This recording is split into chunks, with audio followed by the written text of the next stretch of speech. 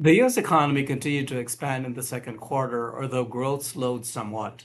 The advanced estimate shows real GDP growing at 1.5% annual rate in the second quarter, down from 2.1% in the first quarter, but there are some encouraging signals beneath the headline number, particularly for plastics.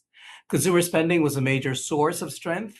Personal consumption expenditures increased by 3.2% in the second quarter, compared to just 0.5% in the first. And importantly, the strength was broad-based. Spending on durable goods increased 6.8%, while non-durable goods spending rose 4.4%. Services consumption also increased 2.2%. For the plastics industry, several of these categories are particularly important.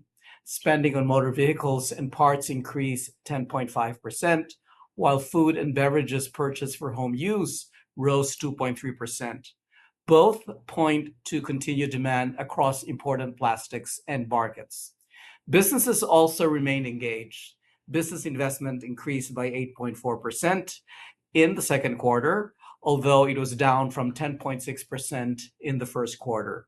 Equipment investment remained particularly strong, easing only from 15.8% growth in the first quarter to 15.2% in the second quarter.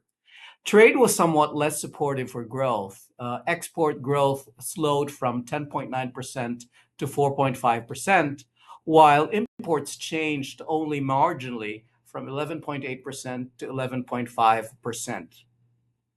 There will be revisions to the second quarter GDP estimate, but the bigger picture is becoming clear. Concerns about an economic contraction in the first half of the year appear to be moving into the rearview mirror. The Federal Reserve has kept the federal funds rate unchanged at a target rate of 3.5 to 3.75%. Higher borrowing costs remain a concern, particularly for interest rate sensitive markets such as building and construction. Even so, U.S. plastics demand has remained remarkably stable as the economy continues to move forward despite shifting trade and tariff policies, geopolitical concerns, and energy price pressures. For the plastics industry, the story is less about whether the economy is growing and more about what growth is occurring and which end markets will drive demand from here.